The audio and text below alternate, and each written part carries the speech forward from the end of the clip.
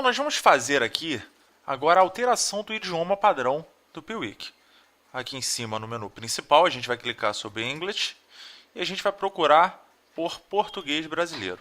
Feito isso, automaticamente o sistema vai alterar todo para o idioma português brasileiro. Nós temos aqui os 3 widgets que a gente disponibilizou, só que antes da gente falar de qualquer outra opção, a gente vai ter que entender o processo de criação de novos sites na listagem. Então, clicando aqui em configurações, nós temos aqui um menu.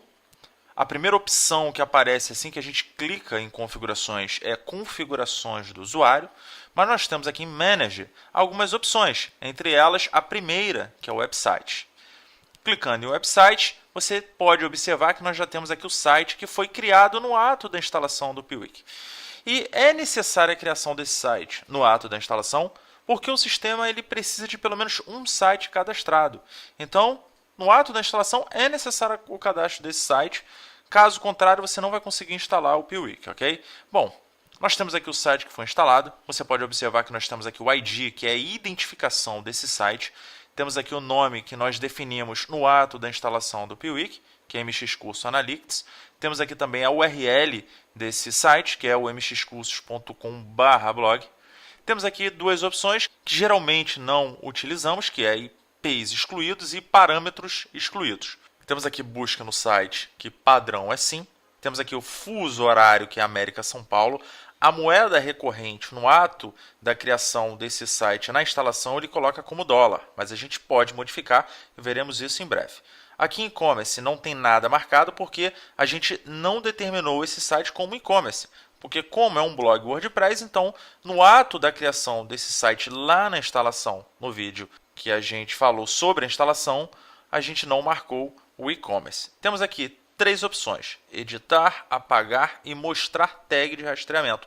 Todas elas autoexplicativas. Editar, você edita o site que você criou. Apagar, você apaga o site que você criou. Só que nesse caso, se nós formos apagar, você não vai conseguir porque ele é o único site criado no Piwik. Então ele tem que estar aqui, ok? A não ser que você crie um outro, aí você consegue excluir esse. Só que uma observação. Se você utilizar a tag de rastreamento, e clicando aqui em mostrar tag de rastreamento, você vai ver que a gente tem aqui a tag JavaScript para poder inserir no site que vai ser rastreado. E essa tag, ela contém o ID do site. Então, se você coloca essa tag para rastrear determinado site, se você deletar esse site aqui na listagem e recriá-lo, ele vai ser recriado com um novo ID. E aí você vai ter 2 opções. Ou você copia novamente a tag de rastreamento e cola substituindo no site, ou então você entra lá no site e modifica as referências com o ID. Mas no nosso caso, o mais interessante é que você copie novamente a tag de rastreamento e substitua pela tag existente. E por que isso? Vamos supor que você atualize a versão do Piwik e vamos supor que nessa atualização os desenvolvedores da ferramenta criem uma nova regra para a tag JavaScript, modificando algumas coisas. Então, se você substituir apenas o ID lá na tag existente que está no site que você está rastreando, pode ser que você tenha problemas. Então, o mais indicado nesse caso é que você copie novamente uma ação que é muito simples e muito rápida, ok? Bom, a gente já tem aqui o nosso site criado, nós vamos editar aqui o item moeda corrente. Vamos clicar aqui em editar. Você vê que nós temos aqui os itens que são abertos. Temos aqui o nome, URL. Essa URL aqui é interessante porque se você tiver subdomínios ou então quiser incluir outras URLs desse mesmo site, que tenha referência pelo menos ao blog, você pode colocar aqui a URL um embaixo do outro, ok? Temos aqui também fuso horário e na moeda corrente vamos modificar para Brazilian Real. Continuamos aqui com Not an E-Commerce Site. Vamos clicar em salvar.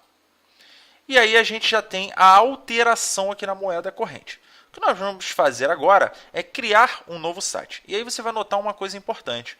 Quando eu clico em adicionar um novo site, você vê aqui que você tem como definir um nome. Você tem aqui exemplos para poder cadastrar a URL ou as URLs.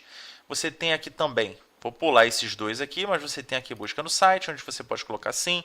Temos aqui o fuso horário, temos aqui também moeda corrente, entre outras opções. Agora, o importante é o seguinte, aqui embaixo em configurações globais, e aí eu vou fazer o seguinte, eu vou cancelar, ou melhor, eu salvei, mas não tem problema, eu vou deletar.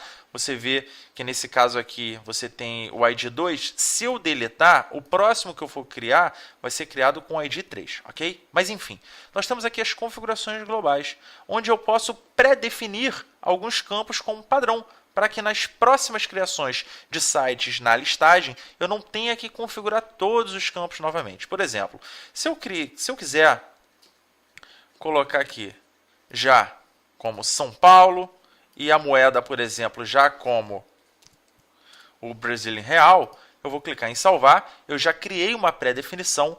Quando eu clicar em adicionar novo site, você vai ver que já vem como São Paulo e Brazilian Real. Então você não vai ter problema com relação a isso. Uma outra coisa interessante é que, dependendo da resolução de tela do seu computador, você pode ter um problema do posicionamento aqui das tabelas. Então pode ser que você vê que o Brasília ele fica na direção do e-commerce, que o São Paulo fica na direção da moeda, mas isso não vai afetar o funcionamento na hora da criação do site, ok? Eu vou criar aqui um site chamado OffTicket.